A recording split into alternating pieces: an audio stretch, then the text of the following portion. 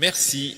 Merci pour cette présentation. Je voudrais dire que le compte administratif, c'est pas, comme vous l'évoquiez, Monsieur le maire, en introduction de nos débats, un simple document chiffré budgétaire, c'est le document le plus important. Pourquoi c'est le document le plus important? Parce qu'au-delà du budget, il traduit la réalité fidèlement de ce qui a été fait. Je ne conteste pas la réalité et la fidélité des chiffres qui y figurent, sur à la fois la situation financière de la ville et surtout la traduction de vos choix de politique publique. Et Madame la Première adjointe, je ne peux pas vous laisser dire, j'ouvre les guillemets, les résultats sont conformes à ce que nous avions anticipé. Pourquoi? Parce qu'il y a de grands écarts entre votre projet de budget et le compte administratif. Et c'est les deux enseignements que je voudrais tirer de ce compte administratif et partager avec vous. Le premier, je me suis plongé dans les chiffres et j'ai donc comparé le compte administratif à ce que vous nous avez présenté lors de votre budget. Et il y a des écarts très importants. Le premier enseignement, le premier écart, c'est que la situation financière de la ville est bien meilleure, et ça a été dit par notre collègue Sabouré, est bien meilleure que ce que vous nous aviez présenté au moment du budget. Et je prendrai un seul chiffre, l'épargne brute. Vous anticipiez une épargne brute de 10% lors du budget principal, il est de 15%. L'épargne brute, elle est de 26 millions d'euros supplémentaires, et je reviendrai sur ce chiffre, qui est un chiffre qui nous semble très important à mettre au regard notamment de l'augmentation prévue de la taxe foncière.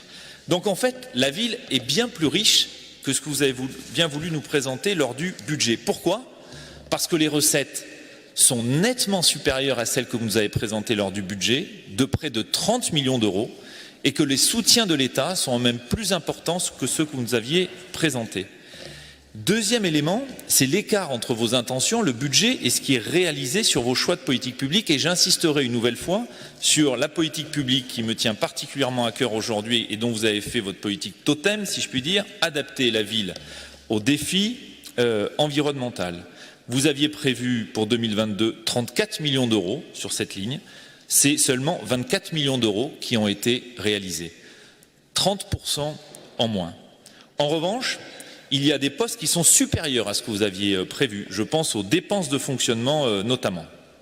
En revanche, un deuxième écart, c'est sur les associations. L'écart entre votre budget et le réalisé est de moins 2%, soit quasiment moins 800 000 euros à destination des associations entre ce que vous nous avez présenté comme budget et ce qui a été réalisé. Le deuxième enseignement, au-delà de l'écart entre ce que vous avez voulu faire et ce que vous avez fait, c'est l'écart entre les deux années réalisées entre 2022 et 2021. Qu'est-ce qu'on observe? On observe une nouvelle fois des recettes très dynamiques, augmentation de plus de 6% des recettes, 25 millions d'euros, augmentation des aides de l'État de plus de 2,3%, augmentation des dépenses de fonctionnement de plus de 5,7%, bien au-delà d'ailleurs de l'inflation. Les deux postes qui évoluent nettement en dessous de l'inflation sont les dépenses d'investissement, qui évoluent de moins de 1% entre l'année 2021 et l'année 2022, et là encore les subventions aux associations entre 2022 et 2021. Donc au final, la ville s'enrichit, investit moins, compte tenu de l'inflation, et s'appuie moins sur ses partenaires. Je rappelle, pour mémoire, l'épargne brute en 2020, quand vous êtes arrivé, était de 37 millions d'euros, et elle passe en 2022 à 60 millions d'euros. Entre 2022 et 2021, comment a donc évolué vos grandes priorités climatiques? J'y reviens. Adapter la ville, et M. Jean-Jean est revenu, ça l'intéressera.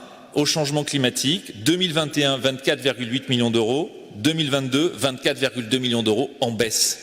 En baisse. Et ce n'est pas une surprise, parce qu'on l'a vu dans le rapport sur la transition écologique, nous vous le disions, vous n'en faites pas assez. Sobriété énergétique et efficacité énergétique en baisse de 11,8 millions d'euros à 9,8 millions d'euros. Et enfin, rééquilibrer l'espace public au profit des mobilités douces. On va revenir sur le nombre de kilomètres de pistes cyclables, Monsieur Jean-Jean, de 2,5 millions d'euros à 1 million d'euros. Et j'ouvre une parenthèse, j'insiste sur le nombre de pistes cyclables sécurisées, sur le chiffre quantitatif. Et d'ailleurs, il me semble que Pierre Urmic, quand il était candidat, avait signé l'engagement de Vélocité qui porte un objectif quantitatif de nombre de kilomètres de pistes cyclables. Donc ne balayez pas aussi rapidement, Monsieur Jean-Jean, cet objectif, à moins que ce soit un nouveau renoncement de la municipalité.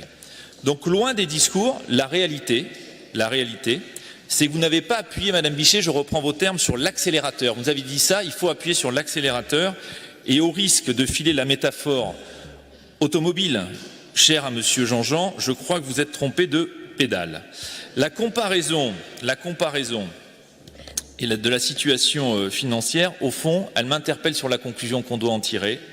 Pourquoi? Parce que l'épargne brute, elle est de 26 millions d'euros supplémentaires à celle que vous avez prévue, et c'est précisément les recettes supplémentaires de taxes foncières et l'effort que vous allez demander aux Bordelais. Je le rappelle, la hausse de la taxe d'habitation, c'est 16 millions d'euros sur les bases, 10 millions sur le taux, soit 26 millions d'euros. Cette hausse d'impôt n'était ni justifiée ni nécessaire. Je vous remercie.